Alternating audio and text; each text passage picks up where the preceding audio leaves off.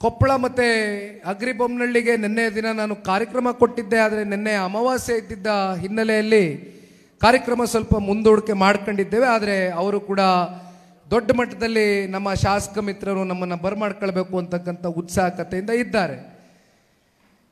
ಇವತ್ತು ವಿಷಯ ನಾನು ಸ್ಥಳೀಯವಾಗಿ ನಾವೆಲ್ಲರೂ ವಿಶೇಷವಾಗಿ ರೈತಾಪಿ ವರ್ಗ ಎದುರಿಸ್ತಾ ಇರ್ತಕ್ಕಂಥ ಸಮಸ್ಯೆ ಬಗ್ಗೆ ನೇರವಾಗಿ ನಾನು ವಿಚಾರಕ್ಕೆ ಬಂದುಬಿಡ್ತೇನೆ.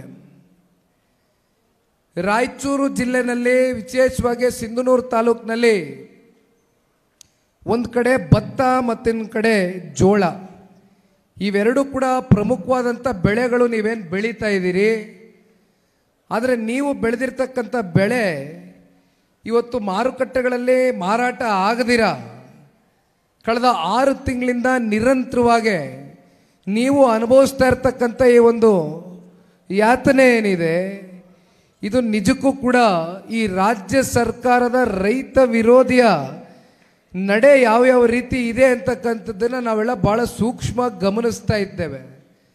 ನಾಡಗೌಡರು ಸಾಹೇಬ್ರಿಗೆ ನಾನು ಕೇಳ್ತಾ ಇದ್ದೆ, ಏನಿದೆ ಪರಿಸ್ಥಿತಿ. ನಾನು ರಾಜ್ಯದ ಸುದ್ದಿವಾಹಿನಿಯಲ್ಲಿ ನೋಡಿ ತಿಳಿದುಕೊಂಡೆ, ನಿಮಗೆ ಇನ್ನೂ ಚೆನ್ನಾಗೆ ಸ್ಥಳೀಯವಾಗಿ ಇನ್ನು ಯಾವ ರೀತಿ ರೈತರು ಸಂಕಷ್ಟದಲ್ಲಿ ಇವತ್ತು ನೀವು ಬೆಳೆದಿರ್ತಕ್ಕಂಥ ಭತ್ತವನ್ನು ಜೋಳವನ್ನು ಮಾರಾಟ ಮಾಡಲಿಕ್ಕೆ ಆಗದಿರ ನೀವೇನು ನೋವಿನಲ್ಲಿದ್ದೀರಾ ಅಂತಕ್ಕಂಥದ್ದು ಪ್ರಶ್ನೆ ಮಾಡಿದಾಗ ನಾಡಗೌಡರು ಸಾಹೇಬರು ಹೇಳ್ತಾ ಇದ್ರು, ಇವತ್ತು ಟ್ರಾನ್ಸ್ಪೋರ್ಟೇಷನ್ಗಾಗಲಿ ಅಥವಾ ಗೋಡೌನ್ಗಳಿಗಾಗಲಿ ಯಾವುದೇ ರೀತಿ ಸರ್ಕಾರದ ಕಡೆಯಿಂದ ವ್ಯವಸ್ಥೆಗಳು ಆಗಿಲ್ಲ.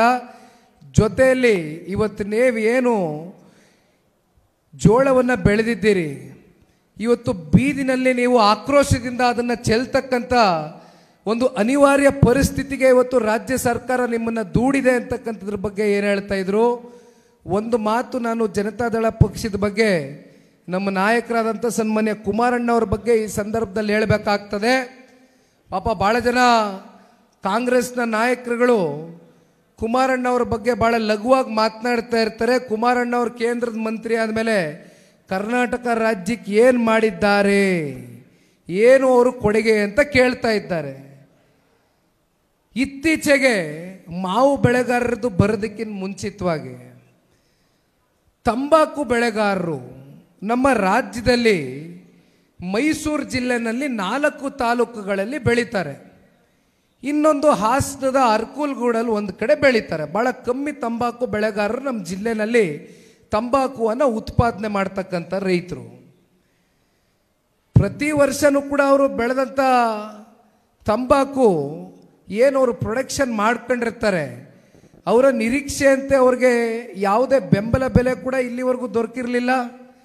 ಯಾವುದೇ ಅವ್ರನ್ನ ಕೂತ್ಕೊಂಡು ರೈತರು ಸಂಕಷ್ಟದಲ್ಲಿದ್ದಾರಪ್ಪ, ಕನಿಷ್ಠ ಪಕ್ಷ ಅವ್ರ ನೋವನ್ನಾದರೂ ಕೇಳೋಣ ಅಂತಕ್ಕಂಥ ಯಾವ ರಾಜಕಾರಣಿ ಯಾವ ರಾಜಕೀಯದ ಪಕ್ಷವೂ ಕೂಡ ಅವರನ್ನು ಲೆಕ್ಸಿರಲಿಲ್ಲ. ನನಗೆ ನಮ್ಮ ಪಕ್ಷದ ಮೈಸೂರು ಜಿಲ್ಲೆ ಕೆಲವೊಂದಷ್ಟು ಶಾಸಕರು ಮಾಜಿ ಶಾಸಕ ಮಿತ್ರರು ಇದನ್ನು ನನ್ನ ಗಮನಕ್ಕೆ ತಗೊಬಂದರು. ತಂಬಾಕು ಬೆಳೆಗಾರರ ಕೆಲವೊಂದಷ್ಟು ನಿಯೋಗ ನಮ್ಮ ಹತ್ರ ಬಂದು ಅವ್ರ ನೋವನ್ನು ಹೇಳ್ಕೊಂಡ್ರು. ನೋಡಿ, ನಾವು ಇಷ್ಟು ಬೆಳೆದಿದ್ದೇವೆ, ನಮಗೆ ನಿಮಗೆ ಗೊತ್ತಿದೆ ಪ್ರಕೃತಿಯ ವಿಕೋಪಕ್ಕೆ ಎಷ್ಟೋ ಸಲ ಮಳೆ ಧಾರಾಕಾರವಾಗಿ ಸುರಿದಂಥ ಸಂದರ್ಭದಲ್ಲಿ ನಾವು ಬೆಳೆನೇ ಉತ್ಪಾದನೆ ಮಾಡೋಕ್ಕಾಗೋದಿಲ್ಲ. ಅಂಥ ಪರಿಸ್ಥಿತಿಗಳು ಕೂಡ ನಾವು ನೋಡ್ತಾ ಇದ್ದೇವೆ. ಆದರೆ ಇವತ್ತು ಭಗವಂತ ಕಳೆದ ವರ್ಷ ನಮ್ಗೆ ಆಶೀರ್ವಾದ ಮಾಡಿದ್ದಾನೆ. ಯಾಕೋ ನಾವು ಕಷ್ಟಪಟ್ಟು ಬೆಳೆ ಬೆಳೆದಿದ್ದೇವೆ, ಸಾಲ ಸೋಲ ಮಾಡಿದ್ದೇವೆ. ದಯವಿಟ್ಟು ನಮಗೆ ಸನ್ಮಾನ್ಯ ಕುಮಾರಣ್ಣವ್ರ ಹತ್ರ ಕರ್ಕೊಂಡೋಗಿ ನಮ್ಮ ಕಷ್ಟ ಹೇಳಬೇಕು ಅಂತ ಹೇಳಿದ್ರು ಪುಣ್ಯಾತ್ಮರು ರೈತರು. ಆಗ ನಾನು ಕುಮಾರಣ್ಣವ್ರ ಹತ್ರ ಕರ್ಕೊಂಡು ಹೋದೆ. ಕುಮಾರಣ್ಣವರು ಡೆಲ್ಲಿಲಿದ್ದರು.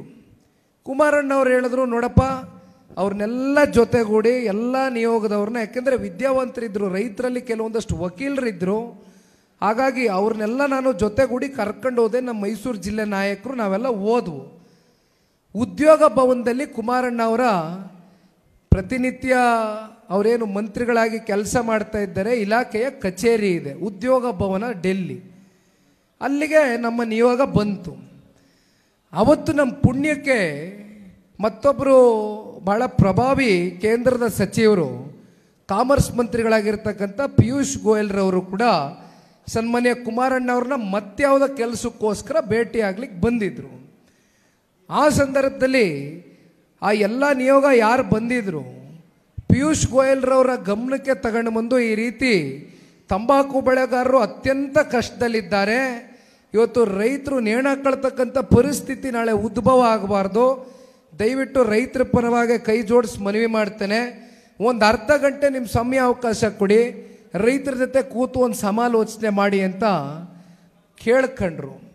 ಅದಕ್ಕೆ ಭಾಳ ಗೌರವದಿಂದ ಪಿಯೂಷ್ ಗೋಯಲ್ ಜಿ ಅವರು ಕೂಡ ನಮಗೆ ಗೌರವ ಕೊಟ್ಟು ರೈತರ ಜೊತೆ ಕೂತ್ಕೊಂಡು ಚರ್ಚೆ ಮಾಡಿ 15 ದಿನದಲ್ಲಿ ಎಲ್ಲ ಖರೀದಿ ಕೇಂದ್ರದಲ್ಲಿ ಅವ್ರು ಅನ್ಕೊಂಡಂಥ ನಿಗದಿತ ಬೆಲೆಯನ್ನು ಕೊಡಿಸುವ ಮೂಲಕ ಸಂಪೂರ್ಣವಾಗಿ ಅವ್ರು ಬೆಳೆದಂಥ ಎಲ್ಲ ತಂಬಾಕುವನ್ನು ಕೂಡ ಸೇಲ್ಸ್ ಮಾಡ್ತಕ್ಕಂಥದ್ದಕ್ಕೆ ಸನ್ಮಾನ್ಯ ಕುಮಾರಣ್ಣವರು ತಗೊಂಡಂಥ ನಿರ್ಧಾರ ಇವತ್ತಿಗೂ ಕೂಡ ತಂಬಾಕು ಬೆಳೆಗಾರರು ಒಂದು ಮಾತು ಹೇಳ್ತಾರೆ, ನಾವು ಎಷ್ಟೋ ಸಲ ಪ್ರತಿ ವರ್ಷ ಈ ಪರಿಸ್ಥಿತಿಯಲ್ಲಿ ನಮ್ಮ ಜೀವನ ನಡೆಸ್ತಾ ಇದ್ದೇವೆ. ಪುಣ್ಯಾತ್ಮರು ಕುಮಾರಣ್ಣವರು ಕೇಂದ್ರದಲ್ಲಿ ಸಚಿವರಾದ ಮೇಲೆ ಮೊದಲನೇ ಬಾರಿ ನಾವು ನವದೆಹಲಿಯಲ್ಲಿ ಯಾವುದೋ ಕೇಂದ್ರ ಸರ್ಕಾರದ ಕಚೇರಿಯಲ್ಲಿ ಕೂತು ಮಂತ್ರಿಗಳ ಜೊತೆ ಕೂತು ಅರ್ಧ ಗಂಟೆ ಚರ್ಚೆ ಮಾಡ್ತಕ್ಕಂಥ ಒಂದು ಸೌಭಾಗ್ಯ ಇವತ್ತು ನಮಗೆ ಸಿಕ್ಕಿದೆ ಅಂದರೆ ಅಂಥ ಪುಣ್ಯಾತ್ಮ ನಮ್ಮ ರಾಷ್ಟ್ರಕ್ಕೆ, ನಮ್ಮ ರಾಜ್ಯದ ಸೇವೆಗೆ ಇನ್ನೂ ಹಲವಾರು ನೂರಾರು ವರ್ಷಗಳ ಕಾಲ ಇರಬೇಕು ಅಂತಕ್ಕಂಥ ಪ್ರೀತಿಯಿಂದ ಹಾರೈಸಿ ಹೋದರು.